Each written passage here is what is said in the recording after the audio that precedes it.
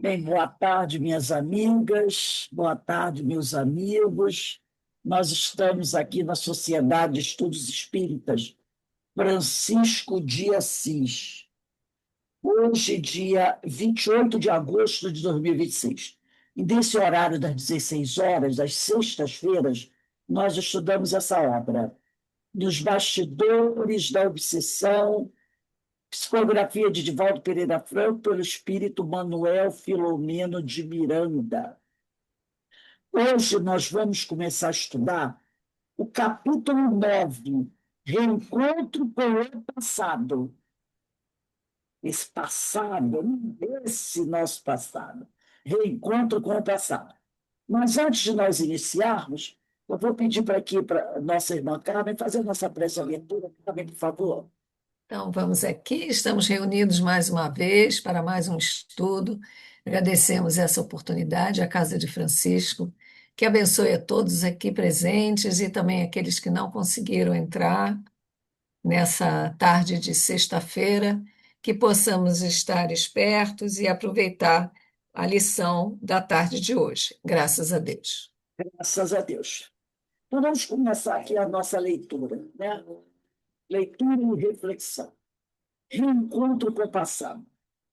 Cercado por acólitos, na realidade, eram aqueles puxa-sacos, né? Acólitos são os puxa-sacos. Aquelas pessoas que vão seguindo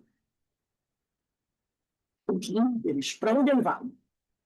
Para onde ele vai, o pessoal vai atrás, né? Para ficar ali, né? Aparecendo, dando apoio. Normalmente é isso. A gente chama de são os puxa-sacos. Aqueles, os parasitas que ficam seguindo o outro, né, para puxar, esticar o tapete para o passar, que é para levantar quando a pessoa usa aquela roupa comprida, levantada. Meu, é, quando aqueles reis que usam aquela capa, para carregar a capa, está tudo bem, só precisa de alguma coisa. Na realidade, esses acólitos, se você for procurar analisar, eles não estão fazendo aquilo porque eles são bonzinhos, nem estão fazendo aquilo porque eles gostam da pessoa. Eles ficam naquela posição, né? São os famosos puxa-sacos mesmo, porque eles esperam conseguir alguma coisa, entendeu? Esperam conseguir alguma coisa para eles, esperam se dar bem. E se de repente um outro mais poderoso aparecer, oferecendo vantagens, rapidamente eles trocam de posição. Não é assim? Se eles percebem que aqueles que estão paparicando, quais são os grandes paparicadores? Está caindo em desgraça, eles puxam tudo do barco e vão para o outro. Então, na realidade, eles não são amigos. Não são amigos. São interesseiros, paparicadores, que vivem ali tentando tirar o proveito de alguma coisa. Então, aqui, cercado por acólitos, seus paparicadores, orientados estranhamente, que se faziam secretários e selecionavam os casos para o chefe, também se apresentava resguardado por entidades ferozes, em cujos semblantes, sulcados por fundos sinais de perturbação íntima, a hipnose produzia estados de alucinação e truculência. Então, aquele chefe, no caso é o doutor Frastos, ele vivia cercado por esses acólitos, paparicadores, e também se via resguardado, né? Seguido, cercado por outras entidades, como ele diz aqui, ferozes, em cujos semblantes, sulcados por fundos sinais de perturbação íntima, a hipnose produzira estados de alucinação e turbulência. Eram espíritos que estavam totalmente desequilibrados. que serviam, eu vou até usar uma expressão que é desagradável, né? Como cães de guarda para aquele chefe. Só que eles tinham uma aparência já animalesca, totalmente desequilibrados, né? Traziam na face um semblante feroz, né? Pareciam quase como animais a proteger. Lembra daquela mulher que sofreu da deformação espiritual e ele a colocou na frente do anfiteatro para ela servir de guarda, como se fosse uma loba feroz? Nós estudamos isso no livro, aqui mesmo, nos Bastidores da Obsessão, e no livro Libertação também, do André Luiz.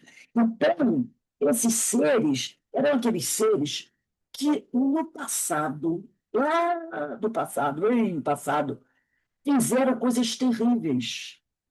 Desencarnaram, foram sequestrados por esses grupos, e ali eles são o quê? Instrumentalizados.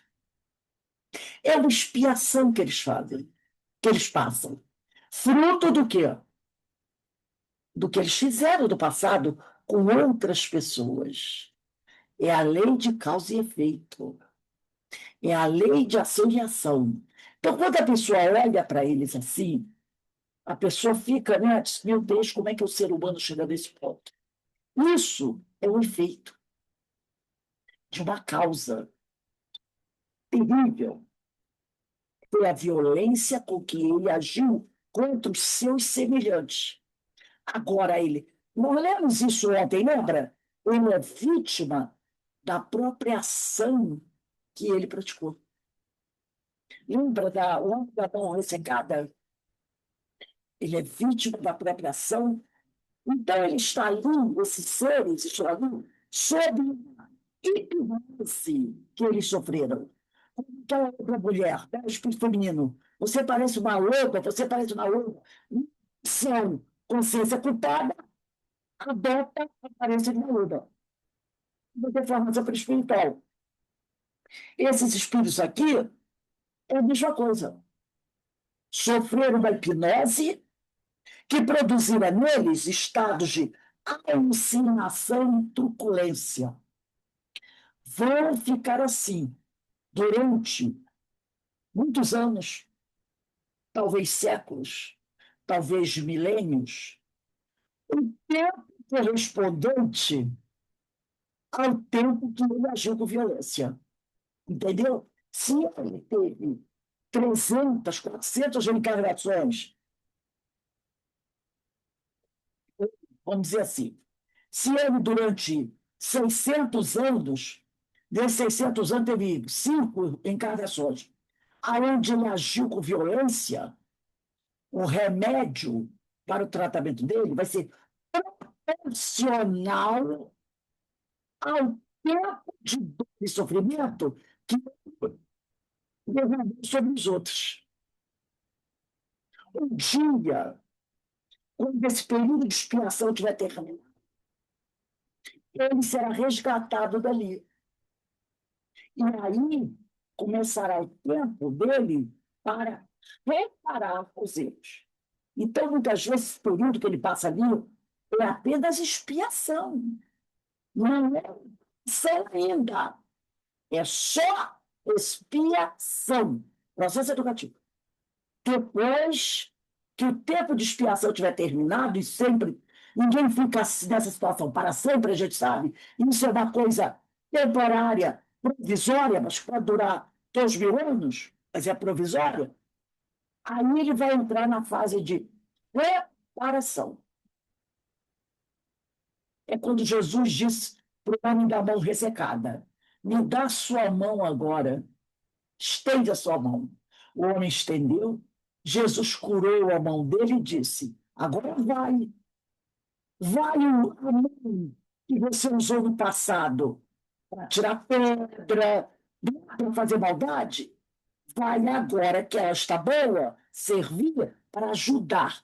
Mesmo a mão que fez mal, agora vai fazer o bem, é a reparação. Então, a gente vê como isso aí é uma coisa difícil, né? Então, esse período é só de expiação. Aí continua aqui. Incapazes, esses seres bestiais que acompanham lá o chefão, incapazes de qualquer raciocínio, as pessoas ficam bestializadas, incapazes de qualquer raciocínio. Tais seres exteriorizavam a acuidade do animal que resguarda só, e servem como se fossem cães de guarda. Eles refletem, exteriorizam a acuidade do animal que resguarda o animal e agride os menos vigilantes, qualquer um que tente se aproximar. Então, uma terrível deformação perispiritual, porque passam esses espíritos, além do processo terrível de hipnose. Dentre eles, dentre esses seres, são espíritos, como nós, se destacavam os que foram vítimas de transformações nas sedes do perispírito. Aqui, entre esses, estão muitos que passaram por deformações perispirituais.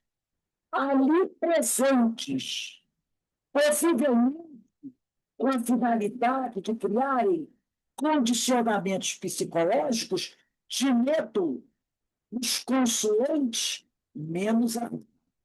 Então, quando muitos iam buscar ajuda do Dr. Teofrastos, antes deles chegarem à sala onde o Dr. Teofrastos os atendia, esses que iam lá sem saber o que os esperavam, porque se compromissar com o Dr. Teofrastos era olhar para aqueles seres e pensar: esse aqui sou eu amanhã. Porque, como eu disse, não tem jantar nem almoço de graça, não é verdade? Quando você tem com porco se mistura, esse ditado parece grosseiro, mas é verdade, farelo come. Então, aquele que ia lá pedir ajuda do Dr. Teofrastos, ele sabia que eu era do Dr. Teofrastos. A ajuda que ele queria era o quê? Ele não ia fazer mal para ninguém. Então, o que ele pode receber de volta? O mal. Tem um livro, eu não sei se alguém aqui conhece, chamado O Bispo. O primeiro livro que eu li, não era assim, espíritas, estudiosos, do Ranieri, o João Ranieri. O Abismo. Não sei se você já ouviu falar desse livro, Carmen. O médio Ranieri, naquela época, isso dos anos 60, que esse livro foi publicado, ele dizia, e todo mundo acha que é verdade, que esse livro dele foi inspirado por André Luiz. Tá? Foi inspirado por André Luiz. E ele vai contando, né, esse tipo de fatos, de como é essas ondas de dor e sofrimento, né? Então, aqui, ó, o abismo, eu só peguei aqui, é difícil aqui, não, deixa eu ver se eu... Na estante virtual tem, deixa eu ver se eu encontro aqui, só para a gente entender do que se trata. Esse livro é um dos primeiros livros que eu li, antes mesmo de ler a coleção André Luiz, onde ele retrata esse tipo de coisa. Ele vai falando sobre isso, sobre essas regiões, entendeu?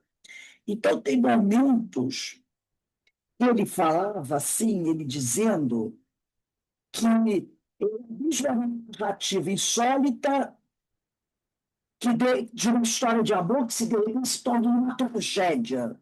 Né? E o espírito, Tem não um filme também, hein, Rose? Tem um filme. sei se o filme tem a É ver. igual, né? Ele diz que o espírito narra a saga de Sérgio, que 20 anos foi preso e quase sufocou no fundo de. Aqui, no caso, é uma cela, né? Mas isso aqui que eu estava lendo, eu pensei que era o livro o Abígio Médio Ranieri. Né? Eu só queria, estou procurando aqui, se é só para ver mais o ano que esse livro foi publicado. Eu sei que acho que foi dos anos 60 ou dos anos 70 por aí. Né? Então, quando ele começa a contar os Aqui está falando, Rose, que foi publicado originalmente em 1867. 1867, esse aí que ele diz, Será que é ele mesmo? O Abismo? diz que a inspiração de André, depois eu vou procurar e vou achar inspiração de André Luiz, né? Inspiração de André Luiz. Eu não sei se tem outros livros, eu sei que esse Ranieri, eu acredito que seja lá dos anos 60, 50, 60. Bem, importante. O importante é o seguinte, que tem uma cena que ele vai narrando, que na época eu não era espírita, eu fiquei naquela coisa assim, sabe? Eu digo, meu Deus, será que é isso? Porque ele vai descrevendo cenas dantescas. Mas quem já leu algum livro, um livro do Manuel Filomeno de Miranda, Sexo e Obsessão, né? História lá, acho que é sexo e obsessão, sim. Não, é obsessão, obsessão do Manuel Filomeno de Miranda é Sexo e Obsessão. É esse aqui. Gente, quando eu li a primeira vez esse livro, eu parei na metade. Eu parei na metade. Porque, primeiro que ele trata de pedofilia. E eu tenho uma dificuldade muito grande sobre isso. Até porque eu trabalhei 30 anos com crianças. Então, esse assunto fica aqui. E era um padre, né?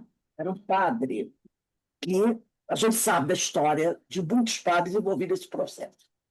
E as cenas que ele vai narrando, lá, daquelas regiões, é horrível. E o próprio Manuel Filomeno Miranda diz assim, que muita coisa que ele descreveu foi suavizada. Ele diz isso, que algumas cenas estão aqui foram suavizadas. Por quê? Não dava para descrever exatamente como acontecia, que era uma coisa tão forte. E nas próprias obras de André Luiz também fala isso, que às vezes a espiritualidade diz assim, ó, tira a mão de cima. Tipo assim, não precisa ser tão realista assim, que a coisa é até muito pior do que está sendo escrito. Por que é muito pior? Porque é fruto da mente do homem. Entendeu? Então, a gente às vezes não vê, gente. Alguém aí é preso porque cometeu um crime. Quando ele vai descrever o crime, você diz assim: eu não acredito, não acredito. Não acredito que uma pessoa fez isso. Às vezes, contra um filho, não, a gente não vê essas coisas. Coisas bestiais, primitivas, chegando a canibalismo com o próprio filho. Hoje, em 2026. Canibalismo que um pai pratica contra um filho. Aí tem que ser assim, não é possível. Aí o pessoal diz assim, Jesus volta. Né? O pessoal fala, Jesus não é possível. É possível, porque é fruto de mentes doentias. Doentias. Então, aí o Bandar falou, eu falo o quê?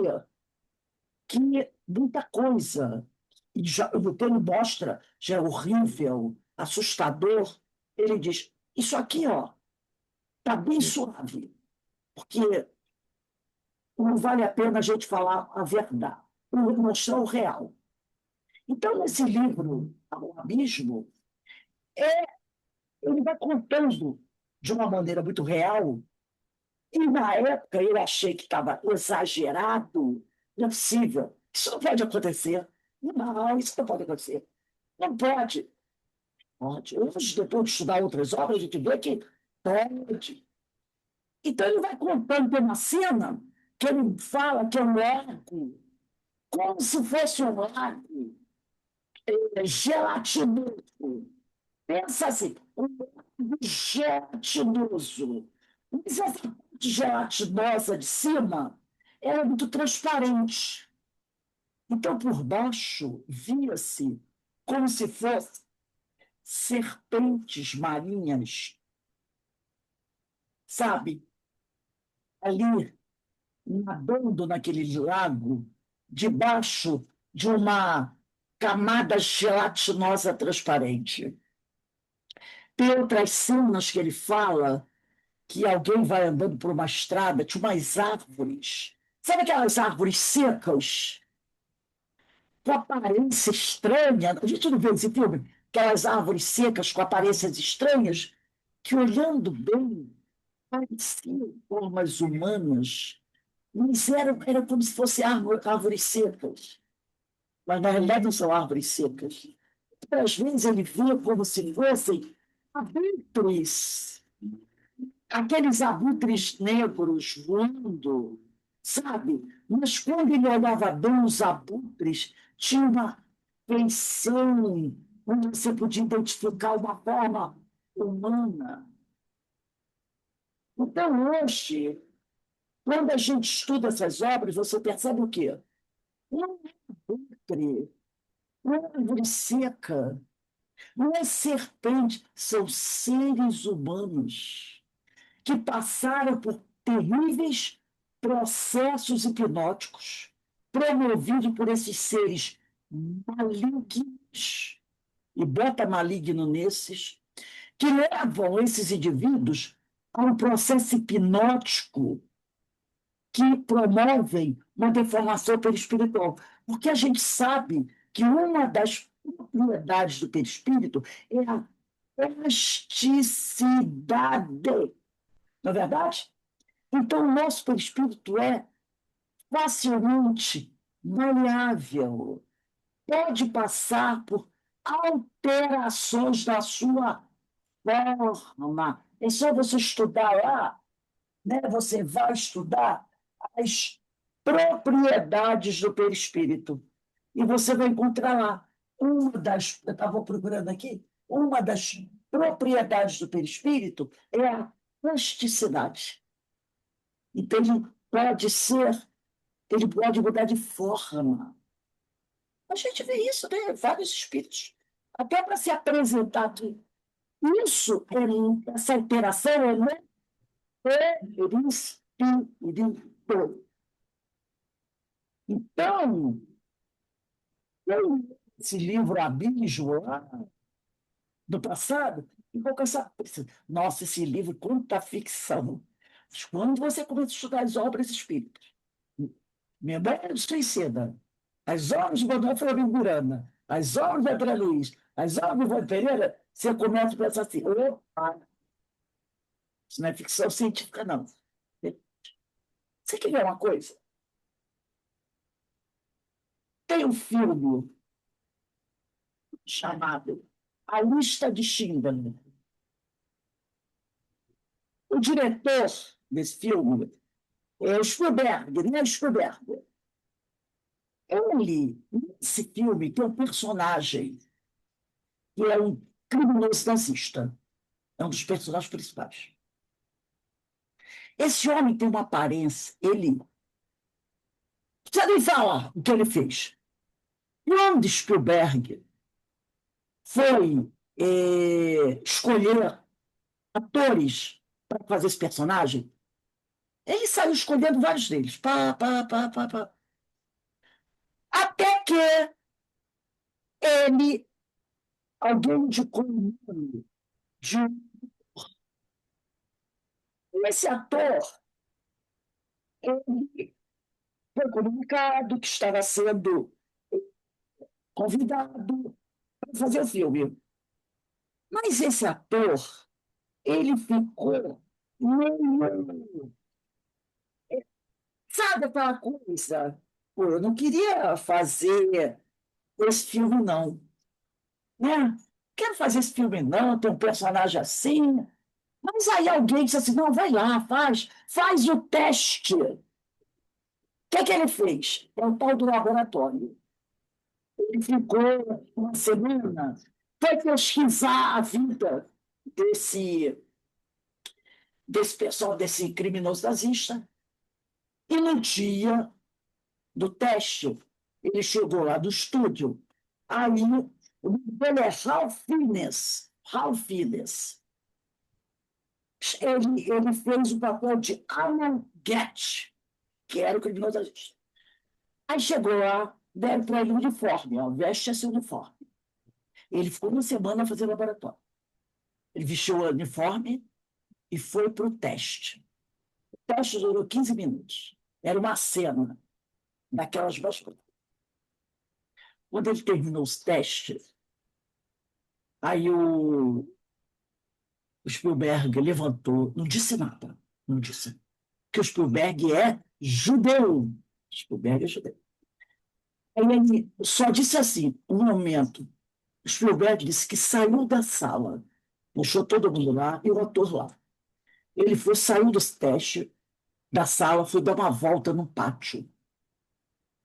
Ele disse que ficou gelado, teve sensação de vômito. Depois de uns 15, 20 minutos, ele voltou. Olhou para o ator, olhou para o pessoal e disse assim: eu acabo de ver o mal encarnado. O papel é seu. O cara, o ator, Ele é ótimo, né? ele se travestiu daquele personagem de uma tal maneira que o Spielberg não conseguiu falar do final do teste. Ele disse para todo mundo quando ele voltou: eu acabo de ver o mal encarnado. Ele conseguiu passar o mal na pessoa do outro. Quando algumas vítimas do Holocausto foram dos estúdios para ver como estava o filme, algumas foram lá para dar depoimento, essas pessoas, quando chegavam lá e olhavam para ele, não queriam cumprimentá-lo. Não que tinha uma senhora que não conseguiu chegar perto dele, porque ele se incorporou de uma tal maneira daquele personagem. E durante o filme, muitas vezes ele procurava ficar isolado, porque a incorporação dele foi tal. Quando terminou o filme, ele mesmo deu depoimento depois. Ele levou quase 6 meses para se recuperar, porque ele deve ter promovido uma transformação perispiritual dele mesmo, e na mente dele para incorporar aquele ser. Entendeu? De tal forma que quem se aproximava dele nas filmagens sentia a presença do mal. Isso foi para fazer um filme, entendeu? Qual é o nome do filme, Rose? A Lista de Schindler. É famosíssimo esse filme. Esse filme tem uma cena que é toda preta e branca e aparece uma garotinha com uma roupinha vermelha, um casaquinho vermelho, né, com uma roupinha vermelha. É muito bom, mas é muito triste. A Lista de Schindler. Assistam. Massa. Então, esse personagem, esse ator, ele incorporou isso. Excelente, ele é excelente ator, excelente. Mas afetou ele, afetou. Ele levou um tempo para se despir desse tipo de coisa. E olha que foi um filme. Ele precisou de um tempo depois para se despir daquilo que ele incorporou. Imagina, então, um espírito que passa por uma hipnose dessa e que fica séculos assim. Agora tem outra coisa, que a gente precisa prestar atenção. Há muitos encarnados que, como nós já estudamos aqui, que durante o desdobramento do sono vão para essas regiões. Lembra? E podem soprem e hipnose. Mas como ele está encarnado, a deformação perispiritual fica do perispírito dele. Mas quando ele está encarnado, ele tem aparência de normal, de homem, mas o perispírito dele já está com deformação perispiritual. Toda vez que ele desdobra e vai para o plano espiritual, o corpo fica na cama. E ele aparece do plano espiritual com a deformação, que a hipnose impôs a ele. Só que quando ele está aqui entre nós, ele tem aparência normal de homem. Mas se você for uma pessoa muito perspicaz, observadora, você consegue até sentir aquela pessoa. Parece que aquela deformação até passa através da pele dela. Parece que a deformação passa através do olhar dela, do sorriso dela. É tão forte a deformação que ele já sofreu, mas como ele está encarnado, o corpo esconde isso. O perispírito já está deformado. Se libertou do corpo, ele já vai caminhando para o plano espiritual com aparência animalesca. Mas quando ele volta, a aparência é de homem, de mulher. Mas é aquela pessoa que, quando você está perto dela, sabe, você sente um mal-estar muito grande. Você olha para ela e você percebe, através do olhar, do sorriso, da forma de falar que alguma coisa essa criatura tem de errado. Aí a pessoa diz assim: meu Deus, meu santo não vai com o santo dessa pessoa. Não é? Porque tem muitos encarnados que já estão nesse processo de deformação perispiritual por hipnose. Mas quando ele está encarnado, o corpo dele se mantém ali. Mas, se você pudesse olhar por trás da pele, por baixo da pele, você veria. Tem até uma história dessa num livro de André Luiz, quando André Luiz e os companheiros vão visitar uma família que está passando por distúrbios, brincas. É o pai que casou novamente com uma mulher e tem 3 filhos. Aí é o inferno na Terra, que ninguém aceita a madrasta não aceita, fica aquela crise. E aí André Luiz, e a mulher lindíssima, belíssima esposa. E numa dessas discussões que o amigo espiritual leva André Luiz, leva Hilário, aquele pessoal para... Aí ele diz, aí ela fala, sabe, sempre posando de boa mãe, mas na realidade ela é uma péssima mulher, uma madrasta. Aí André Luiz fala assim para o orientador espiritual: coitada dessa mulher, ela é uma vítima desses 3 filhos dele, né? Aí o orientador espiritual disse para ele assim: André, você está vendo ela aqui encarnada, sentada à mesa. Agora eu vou convidar você a olhar por trás da face dela. Ela está encarnada ali. Mas ele diz: você pode olhar o perispírito dela. Observe.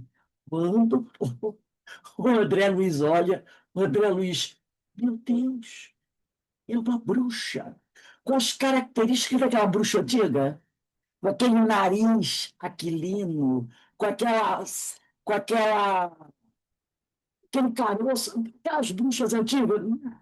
Com aquele caroço na ponta do nariz, cheio de cicatrizes do rosto, o rosto todo deformado. E ele falou: é uma bruxa, uma bruxa. Aí o André Luiz: ela é uma bruxa, mas está encarnada. Entendeu? Ela é uma bruxa. Quer dizer, é uma mulher encarnada, mas que já tem uma deformação perispiritual. E o André Luiz está em cima. É uma bruxa. Ele disse: é uma ela é uma bruxa, que está encarnada. Entendeu? Então, isso acontece, viu, gente? Não é ficção científica. Vamos lá na nossa história, não é?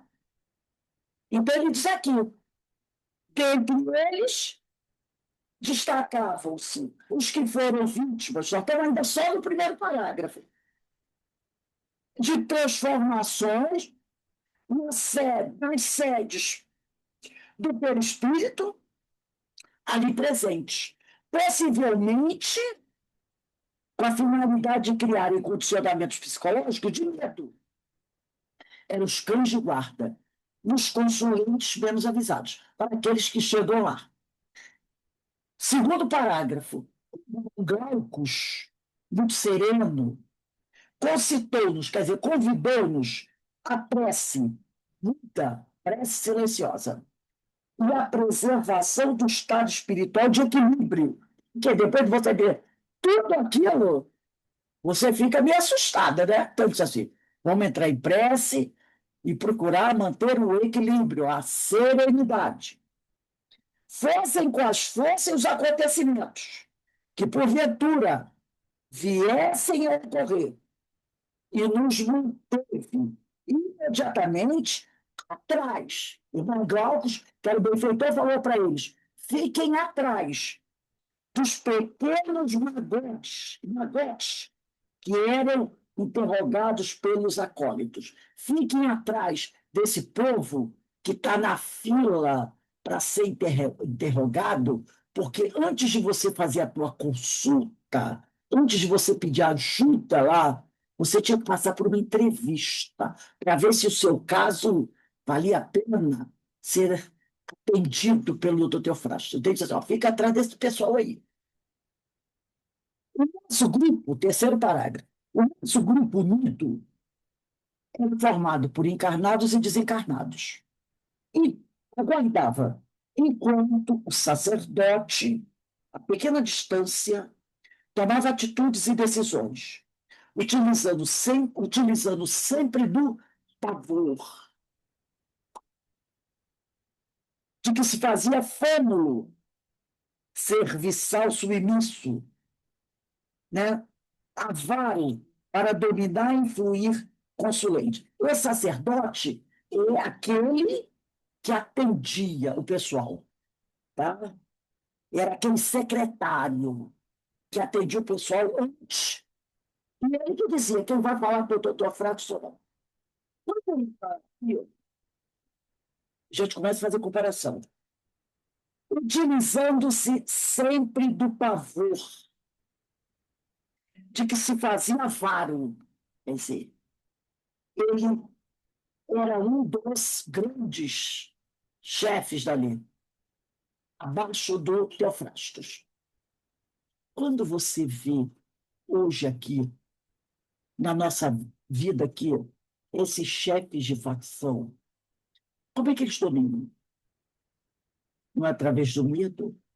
Tribunal do crime, onde você vê crianças de 15, isso aqui eu considero criança, meninas, meninos de 15 anos sendo julgados pelo tribunal do crime. E a pena, sempre a sentença qual é? Morte. E morte terrível. Não é só levar um tiro, não. Essa pela leva uma surra, é torturado, barbaramente torturado, assassinado barbaramente. Quem será que são esses chefes de facção? Que lideram, comandam com medo e se você fizer algo, se você da oportunidade fizer algo que ele não goste, você é sequestrado e vai ser julgado pelo Tribunal do Crime, que é formado por pessoas tão piedosas como ele, e ele é que dá a palavra final, o chefão. E a maioria das vezes, a palavra final é morte. Se deixa a pessoa viva, barbariza a pessoa. Quem serão esses seres? Como nós já estudamos aqui, são seres que fazem parte desses grupos e que hoje estão encarnados. Mas quando eles dormem, eles vão para lá, se reúnem com seus semelhantes. Espera, aí quando termina o trabalho lá, eles voltam para cá. São esses seis. São esses seis. São pessoas más, que não perdoam nem crianças. Crianças de 9, 10, 11 anos. Eles barbarizam. São essas pessoas. São eles. Entendeu? Pela misericórdia divina, que todos nós temos o direito, eles também têm o direito da reencarnação, para ver se melhora um pouquinho. Mas alguns, quando chegam aqui, vão dar prosseguimento ao que eles fazem e eles encontram aqui seus pares. Entendeu? Daí a gente tem que... O que a gente tem que fazer? Rezar por eles. Aí a gente fala. Não, não, não. Sim, porque eles são os espíritos que mais necessitam de preces. São os que mais necessitam de preces. Por isso que a Ivone fala, orem pelos obsessores, mas principalmente pelos obsessores mais cruéis. Não é isso que ela fala? No livro de Evangelista, os mais cruéis. E muitos desses obsessores mais cruéis vão encarnar amanhã, ou já estão encarnados. Que rezemos por eles. Parece difícil para a gente ainda, né? Mas é isso que Jesus pede. É isso que Jesus pede para cada um de nós. Aí agora a gente vai para o quarto parágrafo. Uma entidade de aparência cruel se destacou dentre os fâmulos atuantes, dentre aquela turma ali, né? Acercou-se do irmão Glaucus, indagou, perguntou dos motivos da entrevista e quem eram os participantes do conjunto. O venerando benfeitor Glaucus explicou, elucidou com simplicidade, que se tratava de espírito dos dois planos da vida. Ele quer dizer, olha, aqui tem um grupo de espíritos que já estão desencarnados, mas tem um outro grupo de encarnados que fazem parte do nosso grupo, da nossa equipe, necessitados de ouvir o doutor Teofrastos a respeito de grave problema de obsessão em andamento e para o qual somente ele possui os recursos necessários. Então, ele falou para ele, ó, a gente veio aqui tentar resolver o problema de obsessão que está acontecendo, mas só o doutor Teofrastos tem os meios de nos ajudar a resolver esse problema de obsessão. Aduziu, aí ele, Glaucus falou, que ele fora, o doutor Teofrastos foi indicado por Guilherme, lembra do Guilherme?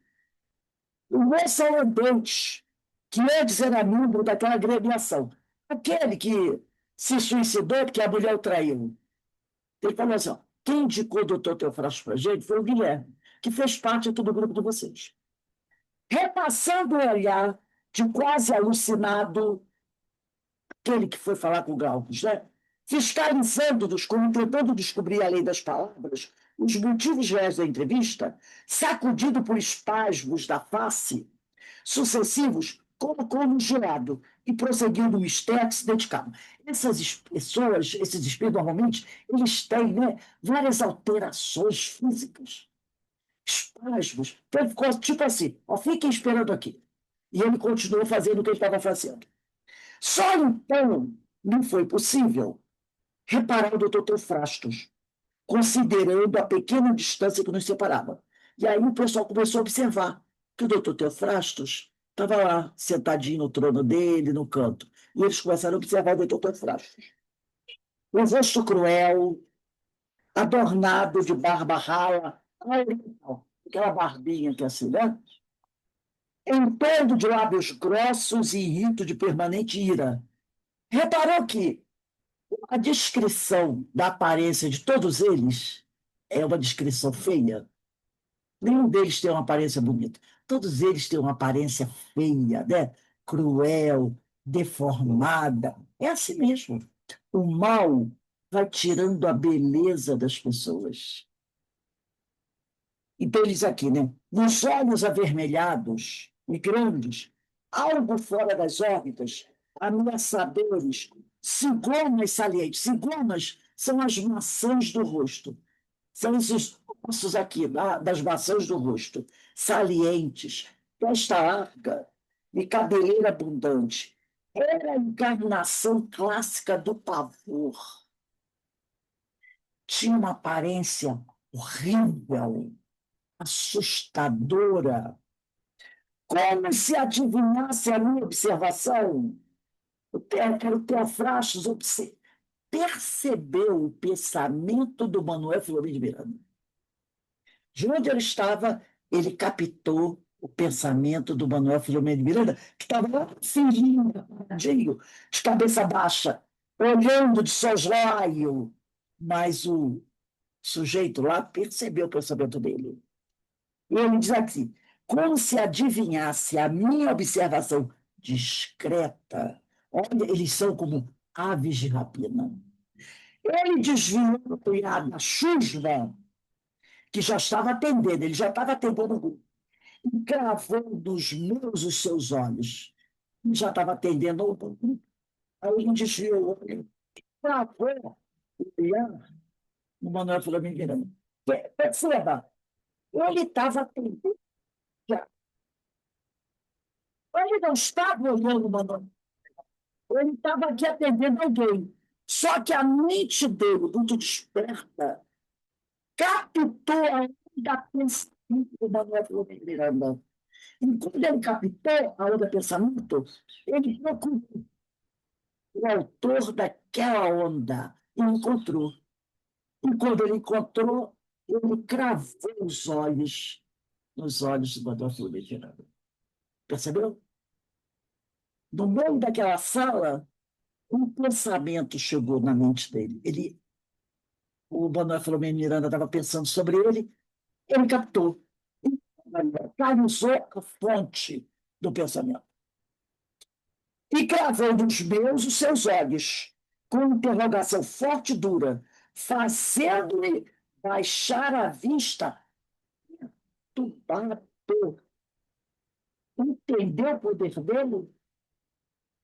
Ele olhou com tanto ódio para o Manuel Filomeno de Miranda, que o Manuel Filomeno de Miranda sentiu um golpe. Sentiu um golpe. E baixou a cabeça. E ficou perturbado pela força mental dele. Eu observava o acontecimento, advertiu-me, delicado. Estamos em tarefa do Senhor. Todo cuidado é indispensável para o êxito do empreendimento. Curiosidade agora é também desconsideração ao compromisso. Tenhamos tempo, porque o Manuel Filomeno de Miranda ficou olhando para ele, atraído pela curiosidade. E o Glaucus percebeu, também percebeu o que o outro fez e percebeu a reação do Manuel Filomeno de Miranda e falou para ele, ó, presta atenção, isso aqui não é brincadeira, não. Né? Vamos manter a vibração. Cuidado! Tenhamos tempo, quer dizer, tenhamos cuidado. Com a oportuna observação, convocou-me caridoso ao recolhimento e festa. Porque o Manuel Filomeno Miranda tinha parado de rezar para ficar observando. E aí, quando o Glauco chamou a atenção dele, ele voltou a orar. Vigiar e orar, e para não cair em tentação. Atendidos os que se encontravam à frente, foi chegado a nossa vez. Ficamos um pouco mais atrás, enquanto o irmão Glaucus representando a equipe humilde e nobre, falou sem preâmbulos. Senhor, agora o Glaucus vai falar diretamente com o doutor Teofratos. Senhor, aqui estamos indicados por Guilherme, o neerlandês, quer dizer, o holandês, que há pouco tempo se despediu desta organização, rumando em direção do corpo. Então ele disse o quê? Olha, nós nos despedimos do Guilherme. O Guilherme saiu daqui, ó, não é porque ele fugiu, não. É porque ele teve que reencarnar para poder aliviar a barra do Guilherme, né? Ele teve que ir embora, que ele vai reencarnar. Mas não contou que ele foi retirado dali por eles. Ele vai ter que reencarnar, porque o Guilherme estava com medo dele, né? Aí ele falou aqui, eu, é, direção do corpo. Ergueu o sobreolho, quer dizer, os olhos, carrancudo e penetrou, com dura expressão, os olhos do benfeitor, procurando devastar o íntimo do espírito. Ele olhou para o Glaucus, tentando ler o pensamento do Glaucus, verificar se o que o Glaucus estava falando era verdade, né? Um dos asseclas, um dos puxa-sacos lá, aproximou-se e confidenciou alguma observação. A pausa oportuna proposital era dirigida no sentido de criar melhor recepção, no ouvido silencioso, de expressão felina. O outro veio, cochichou aqui numa coisa do ouvido do Teofrastos, para dar um tempo do Teofrastos de fazer aquela varredura, né? Seguindo o irmão Glaucus, prosseguindo, elucidou o nosso condutor, que é o irmão Glaucus. Ocorre, ele falando para o Teofrastos, que nos encontramos em perfeita identificação com o Guilherme. Ele quis dizer o quê? Somos amigos do Guilherme, que vos tem servido com dedicação, buscando-vos nesta oportunidade para falar-vos sobre Henriette, que sabemos vinculado ao vosso coração desde adulto. Aí o Glauco disse assim, quem diz o seguinte, a nossa vinda aqui é para tratar de um espírito chamado Henriette, que o senhor tem certa ligação. Você lembra de uma passagem do Evangelho segundo o Espiritismo, que diz assim, mesmo aquele ser mais cruel, ele tem alguém ou algo que ele ama. Aí ele dá até um exemplo. Pode ser até de repente, como no Evangelho, uma carruagem, pode ser até um animal.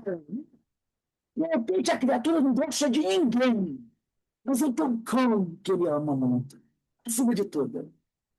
Ele tem, trazendo para o dia de hoje, um carro que ele dedica todo o amor da vida dele. Então, tem pessoas que dizem que não amam ninguém, mas o meu cachorro é o ser que eu mais amo. O meu carro é a coisa que eu mais adoro na minha vida. Lembra que o Evangelho fala isso? Que tem pessoas que não é capaz de amar ninguém, mas sempre tem alguma coisa que lhe dá o maior valor. Está lá no Evangelho. Doutor Teofrasto. Alguém acha que o Teofrasto gostava, que ele gostava de alguém ali? Claro que não. Mas o Glaucus, o benfeitor, sabia que tinha um espírito chamado Henriette, por quem ele, lá no passado, teve grande afeição. E essa afeição, por mais que ele mantivesse a dureza, ainda estava lá, em estado latente. Por isso que ele, entendeu? Usou isso. Vim buscar socorro. Na verdade, ele quer dizer, eu vim aqui buscar socorro para Henriette. Entendeu? Ninguém nem sabia que era Henriette, só o Glaucus. Então, ele diz aqui. Ele diz, eu vim aqui, nesta oportunidade, para falar-vos sobre Henriette, que sabemos, mas a equipe Manuel Filomeno de Miranda ninguém sabia, vinculada ao vosso coração desde há muito. Henriette Marie de Beauharnais. Olha só, tanto é verdade que o Teofrasto falou o nome dela todo. Um querido quase fulminado por forte raio de ódio. Sim, senhor, confirmou imperturbável o irmão Glaucus. Teofrasto não esperava aquela. A entidade levantou-se do trono ridículo e avançou furioso, como se fosse aniquilar o informante, que continuou sereno, confiante. Em chegando ao lado do instrutor, Teofrasto chegou ao lado de Glauco, que revelava do semblante marmórea palidez, estancou o passo e, erguendo o simulacro de cetro, golpeou o piso reiteradas vezes, ameaçando com voz soturna, atitude essa que impôs alarmante silêncio do anfiteatro, que ainda se mantinha com alguma algaravia, um pouco de barulho. Todas as atenções se concentraram em volta dos dois parlamentadores, Glaucus e Dr. Teofrastos. E as entidades mais felizes, mais infelizes da corte, aproximaram-se em atitude ameaçadora, cercando o chefe, dolorosamente vitimado pela irascibilidade, pela cólera. Então, o tiro do Glaucus acertou o alvo. Ele, é lógico, reagiu com cólera, né? E que deseja informar que porventura eu não saiba? Ele perguntou o que faz e faz. Ignora quem sou? Esbravejou, compreensivelmente revoltado. Sabemos sim, disse Glaucus. Sabemos sim, senhor, prosseguiu o mensageiro. Corre, porém, que, considerando a magnitude do assunto que viemos tratar, muito agradeceríamos se pudéssemos ser ouvidos a sós. Ele pediu uma entrevista particular, sem circundantes. Somos portadores de notícias e somente a vossa autoridade devemos confiar. Ele disse assim, eu quero uma conversa particular. Ninguém aqui precisa saber do que a gente vai falar. Depois de expressivo silêncio, arrematou. Henriette necessita do vosso socorro. Ele sabia que ela era importante para o Teofrastos. O espírito ferido, Teofrastos, pela inesperada surpresa, estrugiu cruas exclamações e gritos, dando ordens diversas simultâneas e segurando o irmão Glaucus violentamente, ordenou Roquenho, venha comigo. É aquela coisa, né? Ele sentiu a pancada, mas não podia dizer, não podia aparentar que tinha sentido a pancada. Então ele tinha que fazer aquela coisa toda, né? Para ninguém perceber que ele fora ferido. Afinal, era doutor Teofrastos. Não podia demonstrar fraqueza. Então ele fez aquele escândalo todo, pegou o Glaucus pelo braço, comigo, todo mundo ia. A equipe do Glaucus ficou pensando, e caramba, ele vai arrebentar com o benfeitor. Mas aquele era o teatro para ninguém perceber que ele tinha recebido o golpe, né? O benfeitor não opôs qualquer resistência. E o seguimos. Os demais membros do grupo foram cercados pelos sequazes do chefe e conduzidos à parte dos fundos do anfiteatro, para onde ele rumara com o nosso mentor. A sala de amplas proporções era decorada com os fontes e sobrios, em que brilhavam lá luzes de tonalidades chocantes. Aquele era o gabinete do vigoroso espírito das sombras, temido e detestado. Sentando-se em cadeira colocada em posição de destaque, ordenou: estou aguardando as informações. Imprimindo a voz e inflexão nobre, sem qualquer afetação, o instrutor Glaucus esclareceu: dedicamo-nos ao serviço de socorro aos padecentes em nome de Jesus. Quer dizer, Nós somos um grupo que trabalha para socorrer os doentes, os necessitados, em nome de Jesus. Se revelou. Jesus, disse Teofrasto, esteve na casa, estrugiu, quer dizer, gritou o truculento espírito. Aqui esse nome maldito, detestado. Como se encoraja a dizer-me que se dedica a socorrer os padecentes diante do chefe da Casa da Justiça? Quem lhe quis dizer? Aqui, a justiça quem faz sou eu, não esse tal de Jesus. Como você se atreve?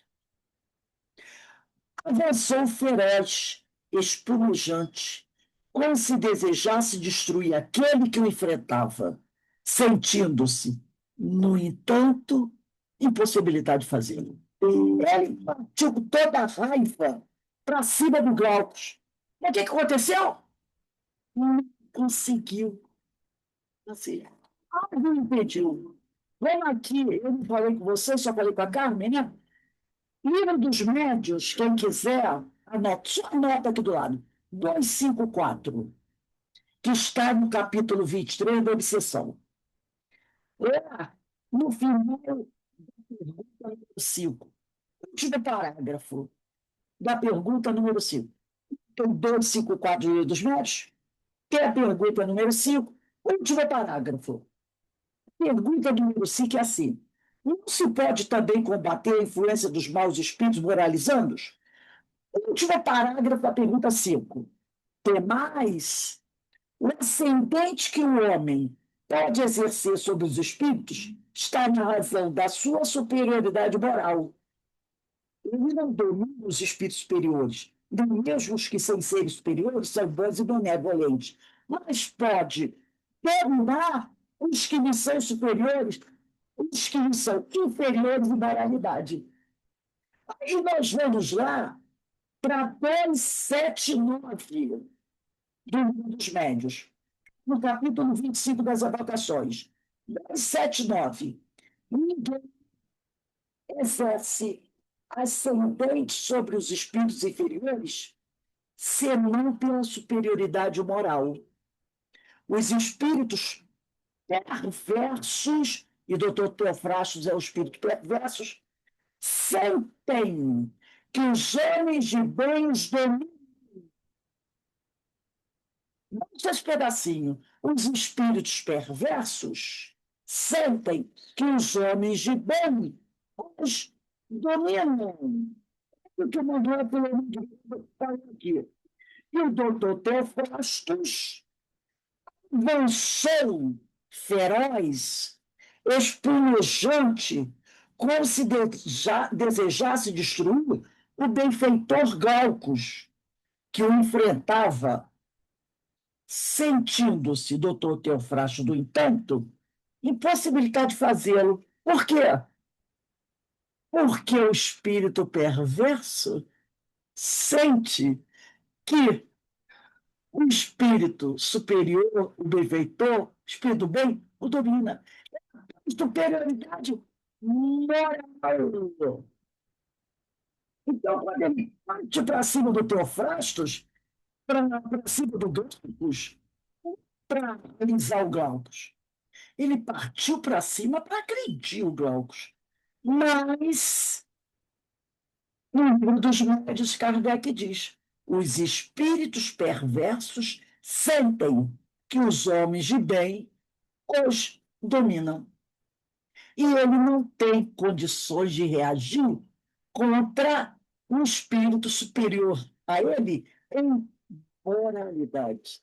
Por isso que eu falei aqui, sentindo-se, quando ele foi para cima do Glaucus, no entanto, impossibilitado de atacá-lo, de o destruir.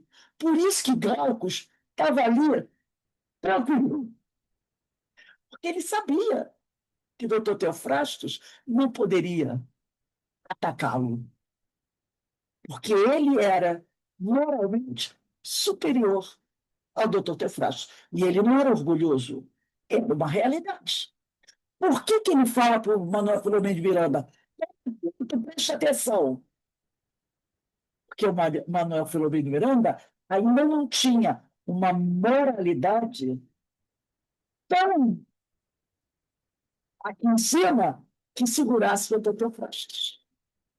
Entendeu?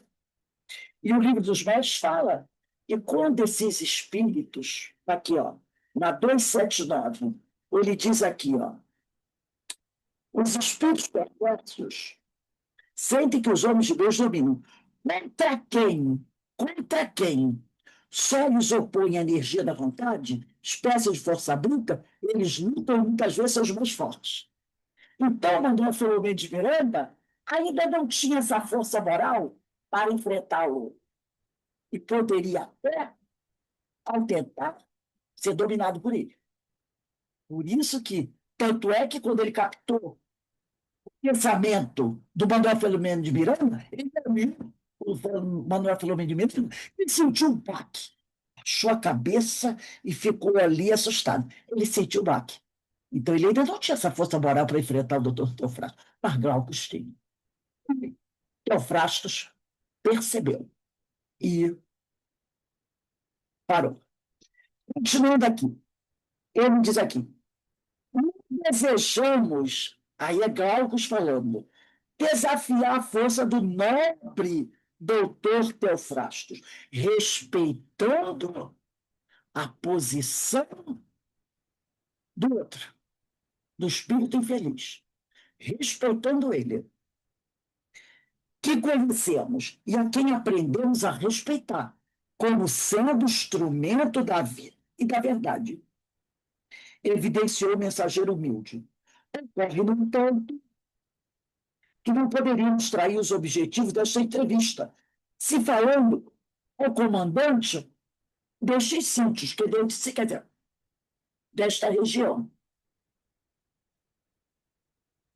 Em verdade mesmo, sim, mas sobretudo da misericórdia e do amor. Glaucus não teve medo de continuar de falar sobre Jesus e sobre os ensinos de Jesus. Erguendo o olhar lúcido, o instrutor concentrado em Jesus e utilizando todo o potencial das suas forças magnéticas e hipnológicas, percebeu? Glaucus começou o quê?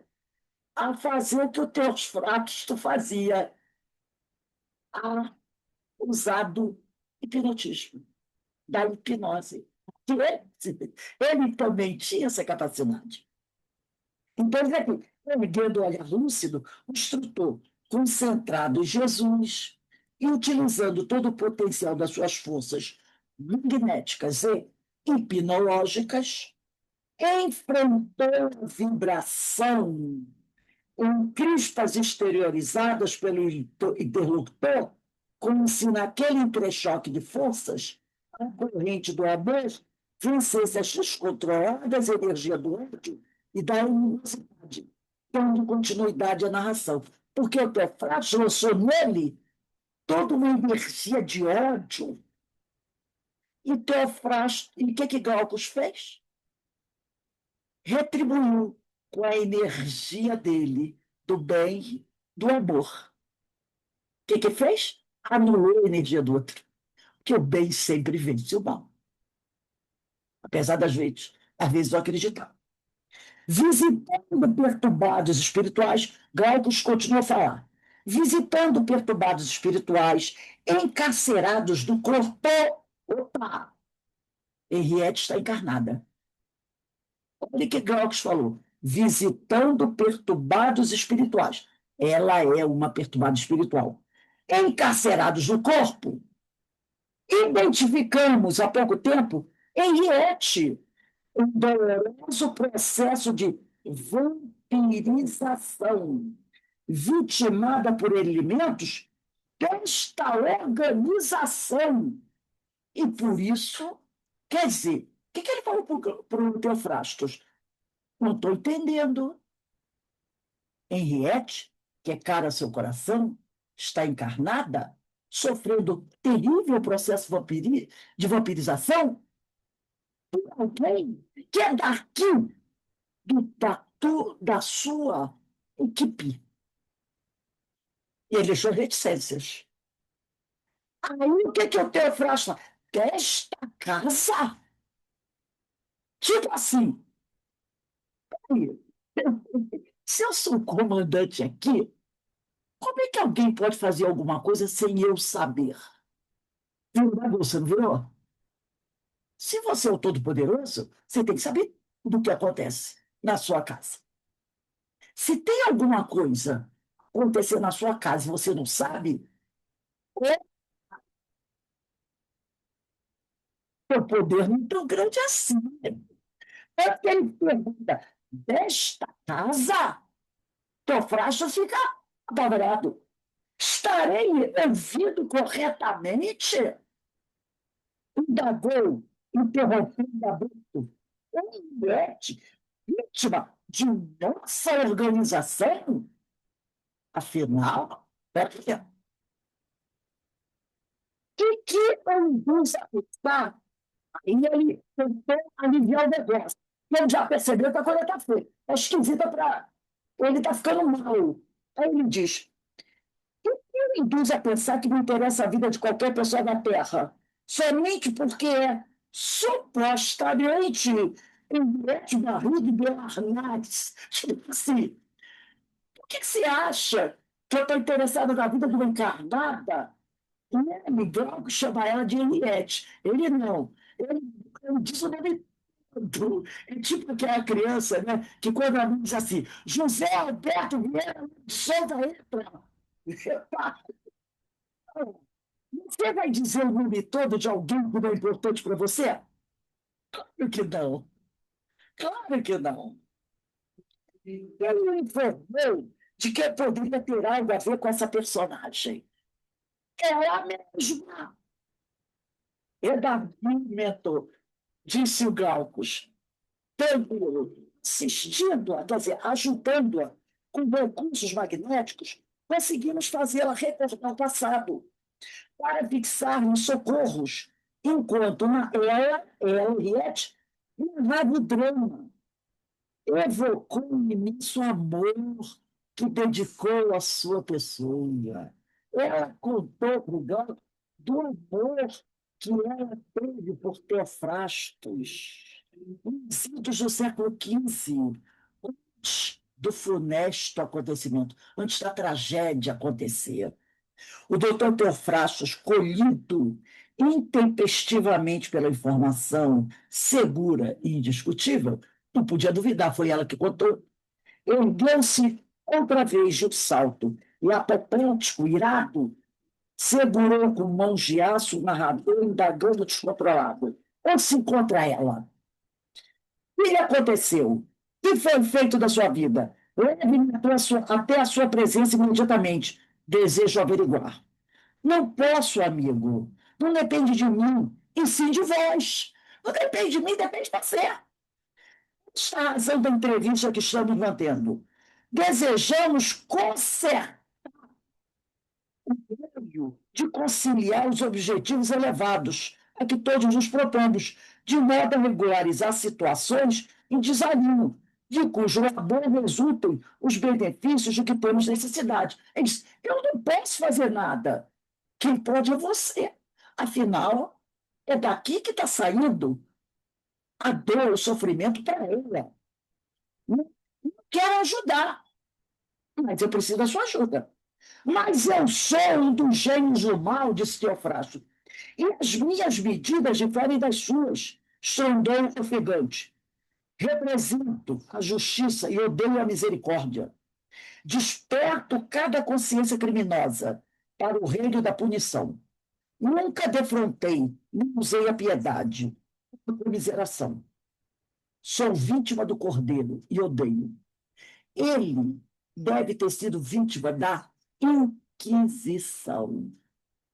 E naquela época, lembra do livro da Ivone da Mara Pereira, da família Boab, que foi vítima da Inquisição, porque a igreja desequilibrada, usando de forma errada os ensinos de Jesus, levava muita gente à morte, dizendo que era em nome de Jesus. Ora, quem morreu vítima da Inquisição ou naquelas guerras religiosas, vai sentir o que por Jesus? Se eles diziam que estavam fazendo aquilo em nome de Jesus. Porque essas pessoas que eram vítimas tinham uma ideia errada de Jesus. A ideia que eles tinham de Jesus era a ideia que os agressores apresentavam. Daí o ódio deles. Daí Teofrastos falar isso, né? Dois termos de conciliação entre nós. Sinto-me, portanto, obrigado a extirpar-lhe a confissão através dos meus métodos, certamente não são desconhecidos. Ele diz, eu vou arrancar a confissão. Não é violência. Sim, certamente os conhecemos, disse Glauco. Eu conheço seus métodos, assentiu o benfeitor. Convém, todavia, considerar que, antes de tomarmos atitude de procurarmos o local de dominação, examinamos as diversas possibilidades de vitória e fracasso. Concluindo pela primeira hipótese, tendo em vista que não vimos aqui, quer dizer, nós não estamos aqui solicitar ajuda, mas oferecer em nome do doador supremo da vida, de quem não nos invadiremos indefinidamente. Porque eu dei o seguinte, eu vou prender vocês, vou torturar vocês, vou arrancar a confissão dele. Aí o Glauco disse assim, meu irmão, antes da gente vir aqui, a gente analisou as possibilidades de vitória e fracasso. E nós percebemos que nós percebemos o quê? Analisamos, chegamos à conclusão o quê? Nós estamos aqui a serviço de Jesus. Então, se estamos aqui a serviço de Jesus, só podemos obter o quê? A vitória. Tipo assim, nada que você fizer vai nos afetar. A nossa vitória é iminente. E outra coisa, eu não vim, falando a verdade, eu não vim aqui pedir ajuda, eu vim aqui oferecer ajuda para você. Entendeu? Afirma o doutor Teofrasto que foi vítima do Cordeiro e sabe que a informação não confere com o fato. Na verdade, ele não foi vítima do Cordeiro. Ele diz que é vítima, mas ele não foi vítima, né? As diretrizes do Cordeiro jamais foram compatíveis com os processos da Inquisição Católica.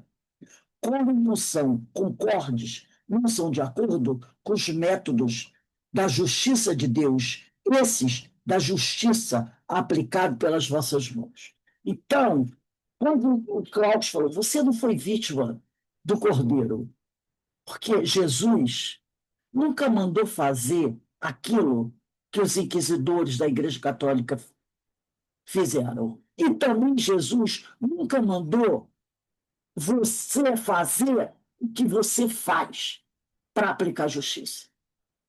A justiça de Deus não é concorde com a dos inquisidores, nem com as suas.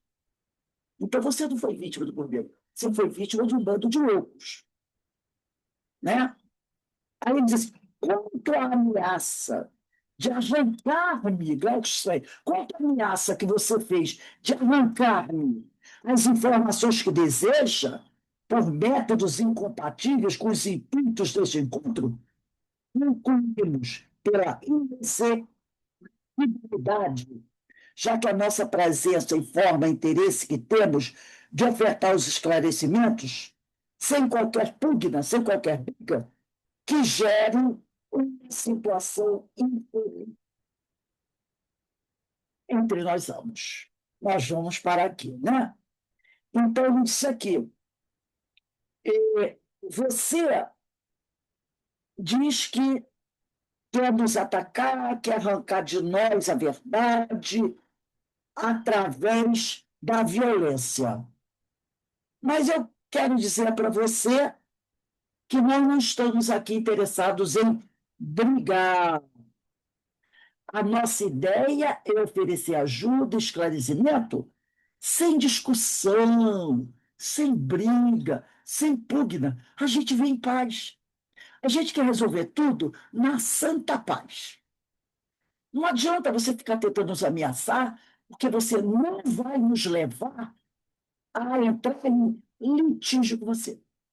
Tem que ser assim, meu irmão, não adianta você ameaçar, travar uma batalha com a gente, que nós não vamos entrar na sua sintonia. Nós não vamos brigar com você. Até porque, o que ele quis dizer antes? Ele não vai conseguir atacar um grupo enviado por Jesus. Como? Ele quis dizer isso para ele. Fica tranquilo, a gente veio aqui para ajudar.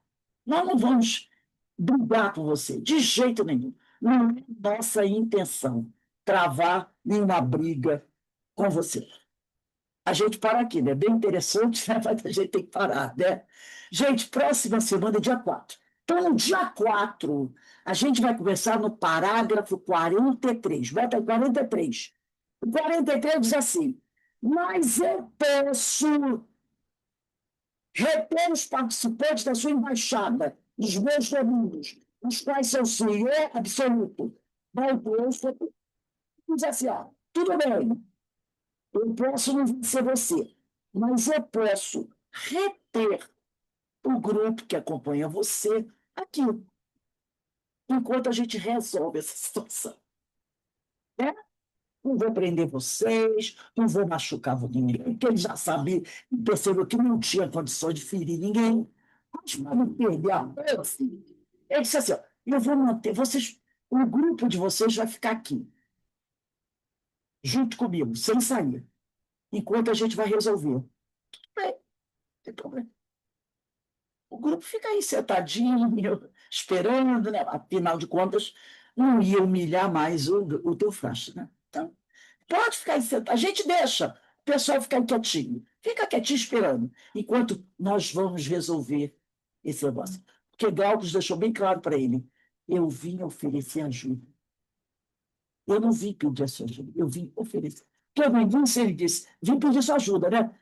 Mas isso, Glaucus falou, eu vim aqui, quando ele estava na frente de todo mundo, na frente dos amigos do Dr. Teofratos, dos acólitos. Por quê? Para não desmoralizar o Dr. Teofratos. Porque já pensou se ele fala na frente daquele povo todo? Eu vim aqui ajudar você. O Dr. Teofratos ia ficar humilhado. Como me ajudar? Eu sou poderoso. Então, ele disse o seguinte: doutor Teofrasto, quando estava a plateia lá, eu vim aqui pedir sua ajuda. Mas depois, lá no particular, entre eles dois sozinhos, sem a plateia, ele disse assim: ó, eu não vim aqui pedir sua ajuda, eu vim oferecer ajuda. Entendeu? A preocupação dele em não humilhar o oponente. E o doutor Teofratos sabia que ele não tinha condições de derrotar o Glaucus, de enfrentar o Glaucus, por causa da superioridade moral. Mas para não, tipo assim, para não se render totalmente, ele impôs essa condição: tudo bem, mas seu grupo não vai sair daqui, não. Eu vou retê-los aqui. Entendeu? É aquela coisa, né? Tipo assim, não quer perder a majestade, mas tem que sair ganhando alguma coisa. Então a gente percebe, né, que isso é verdade, gente. Porque isso acontece aqui entre nós. Acontece aqui entre nós. Quando a gente vê esses homens que são presos, poderosos, quando eles querem fazer aqueles acordos, não tem? Aquela delação premiada, eles dizem o quê? Não, tudo bem, eu tenho algo a oferecer para ele. O que é aquilo? É ele cedendo alguma coisa, mas ele não quer perder a majestade. Então, ele diz assim: tudo bem, eu vou ser punido, mas, gente, eu também tenho a minha importância, né? E eu também tenho. Aí fica tentando negociar, porque eu tenho a minha importância. Não pode dizer assim, capitular direito. Ele não pode capitular, porque tem uma coisa chamada orgulho. Então, o cara quer manter até a última gota de orgulho. Alguém gostaria de comentar alguma coisa sobre isso aí que nós estudamos hoje? A gente percebe um espírito superior, esse orgulho é zero nele. A humildade é uma coisa que é natural, ele é natural, né? Virtude conquistada, que não se perde. A gente vai demorar muito para chegar a isso. Meu Deus do céu, ele E o podia. trabalho deles é maravilhoso, né? Nossa, mãe, que coisa linda, Agora que estava né? ficando bom o A negócio, a Rose Rose parou, né? A cortou. Rose parou. A gente vai até. Nossa, mãe do céu. A gente quer que o espírito superior acabe com tudo. Olha que eu que mando, sabe? Vamos acabar com essa bagunça toda aí. Mas não, ele vai devagarinho, humilde, Respeitando, respeitando, meu Deus do céu. Sutil. respeitando. Nossa, mas é bonito de se ver, é bonito de se Não é ver. que não merece respeito nenhum, mas ele respeita ele Respeito, gente. porque ele é o filho de Deus. Ai, meu Deus do céu. Pecado, mas é o filho de Deus. E o que é mais difícil para a gente entender é que daqui a alguns milênios, o Teofrastos é que vai estar Também. fazendo o que o Galdos faz hoje. Pois é, pois é. Entendeu? Porque tudo isso é temporário. É, Um dia, sim, será o Teofrasto que vai estará comandando o grupo para para socorrer, para socorrer. É. e ele vai entender, porque ele também foi assim do passado. Quem sabe a história passada do Glaucus? Alguém sabe? Ah, pois é, pois é, pois é. Talvez o Glaucus, há milênios Também, atrás, tenha sido Teofrastos. sim, também era chefe de alguma facção, é uma coisa. Não é? Sim. Isso é o progresso. Ai, meu Deus do céu, vai Aí demorar, vai demorar muito. vem a Ô, política. Rose, isso aí me lembra muito a história de Silas no Ação e Reação. Exatamente. Quando ele veio para ajudar aquela equipe, ele já tinha passado por aquilo, né? É isso aí. Conta a sua história, você encontra um negócio desse. Daí, quando no Livro dos Espíritos, na questão 115, diz assim: Deus criou todos os espíritos simples e ignorantes. Isto é, sem saber.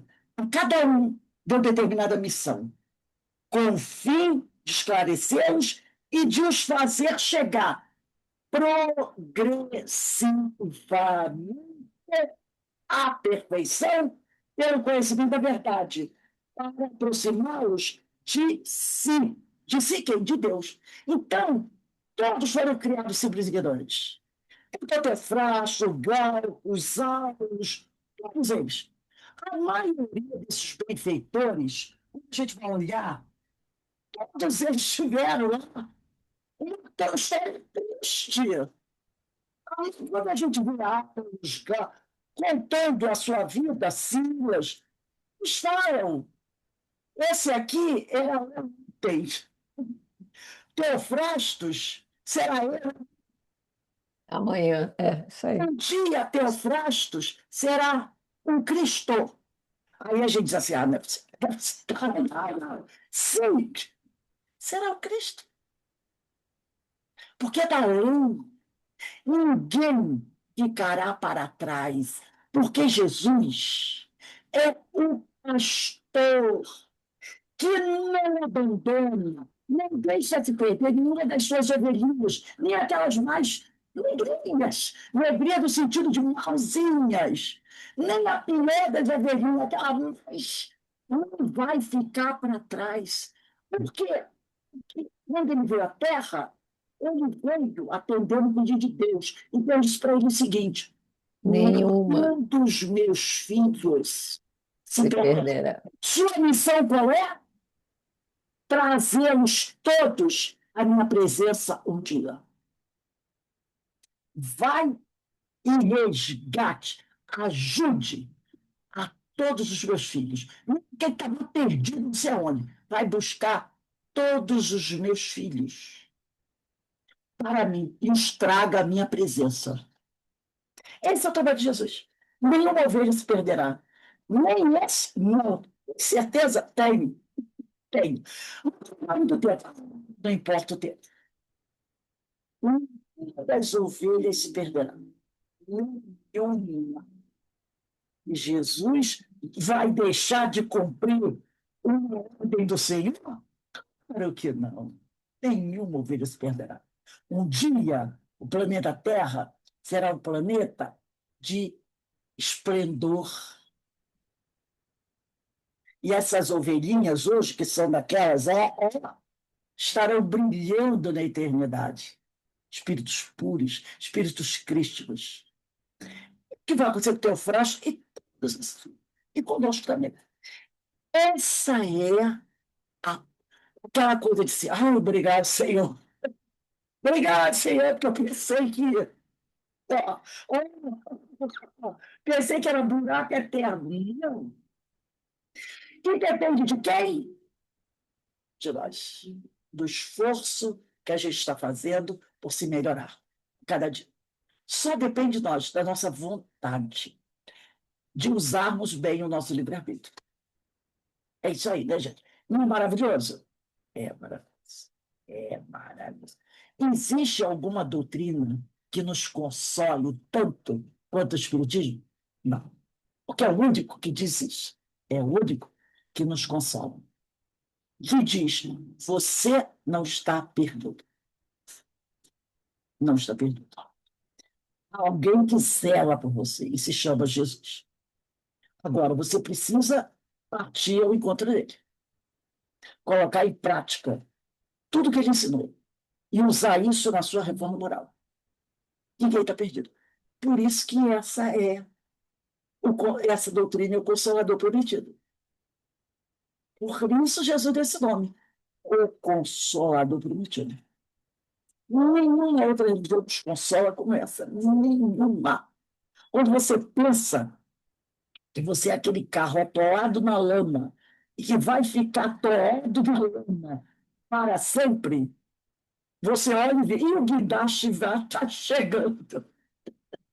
Eu vou sair da lama. Eu vou sair da lama. Claro, todos nós vamos sair da lama. Todos nós. E todos nós vamos brilhar. Como disse Jesus, deixar brilhar a vossa luz. Bem, gente, a gente vai encerrando aqui, agradecendo muito a esse mestre magnânimo, que foi um presente de Deus para cada um de nós, por nos trazer esses esclarecimentos. Agradecer a esses espíritos amigos, André Luiz, Manuel Filomeno de Miranda, Ivone Amaral Pereira, Leon Denis, né? Francis de Assis, todos eles que vêm, Paulo de Tarso, que vêm nos trazer esse consolo, esse esclarecimento, para nos trazer o quê? Ânimo, ânimo e a certeza de que tudo está certo, nada está errado.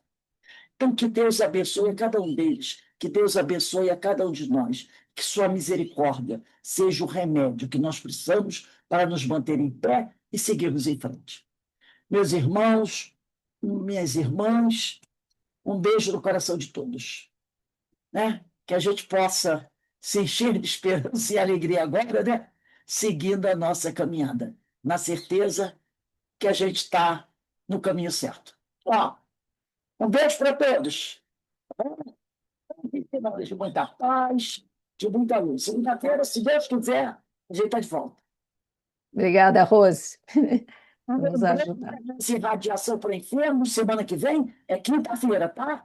Hoje foi sexta, excepcionalmente. Vai ser quinta-feira, 3h15 da tarde, como a de suicidas, a segunda, 3h15 da tarde. Eu posso até esquecer de mandar o papelzinho, mas vocês já sabem o dia e o horário. Um beijo no coração de todos.